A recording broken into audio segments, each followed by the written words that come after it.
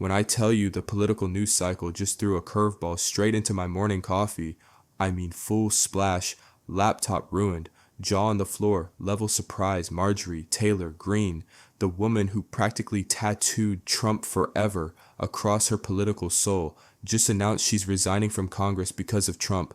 I had to reread the headlines like 5 times. I thought my phone was glitching. I thought maybe it was satire, but nah, it's real.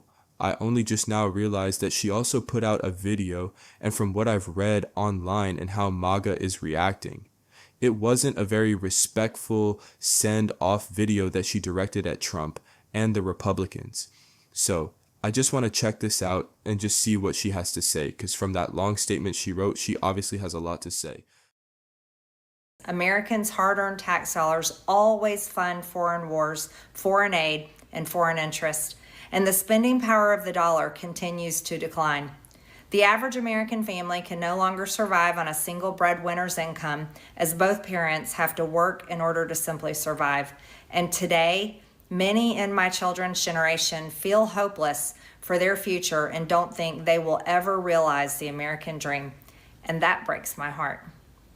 I ran for Congress in 2020 and have fought every single day believing that Make America Great Again meant America first. Wow. You really are stupid, huh? We endured an 8-week shutdown, wrongly, resulting in the House not working for the entire time, and we are entering campaign season, which means all courage leaves and only safe campaign re-election mode is turned on in the House of Representatives.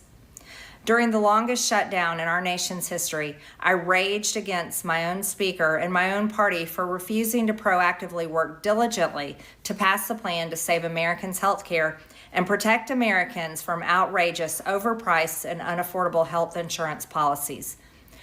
Now what's wild is this didn't start with Trump. It started when she looked around at her own party and basically realized that just like the establishment Democrats, these people actually don't want to solve any pressing problems that the voters have. She's been repeatedly calling out the speaker for his inaction. Like she pointed out that we was in a shutdown over healthcare, and it's basically the Republicans' fault as they literally control the government.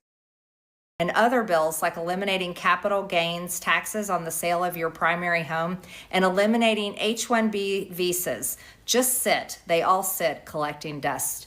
That's how it is for most members of Congress bills. The Speaker never brings them to the floor for a vote. I'm not surprised. Are you surprised? I'm not surprised. Are you surprised?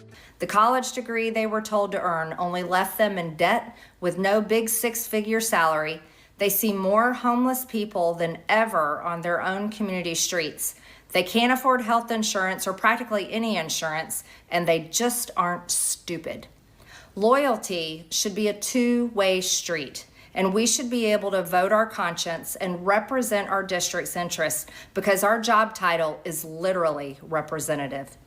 America first should mean America first and only Americans first, with no other foreign country ever being attached to America first in our halls of government. Standing up for American women who were raped at 14 years old, trafficked and used by rich, powerful men should not result in me being called a traitor and threatened by the President of the United States, whom I fought for. However, while yes, hurtful, my heart remains filled with joy, my life is filled with happiness, and my true convictions remain unchanged because my self-worth is not defined by a man, but instead by God who created everything in existence. She's not just hinting anymore. She is sending shots directly at Trump. And listen, she has said and done some wild, hateful, conspiratorial nonsense. We all know this. But even someone like me who cannot stand this woman can look at what she's saying and agree she's completely right about this. Because seriously, why is she being attacked for wanting those files released? This isn't a left versus right issue. This isn't a base loyalty thing. This is basic human decency and justice. And yet she pushes for transparency. And suddenly she's a traitor. To who? Predators? Make it make sense.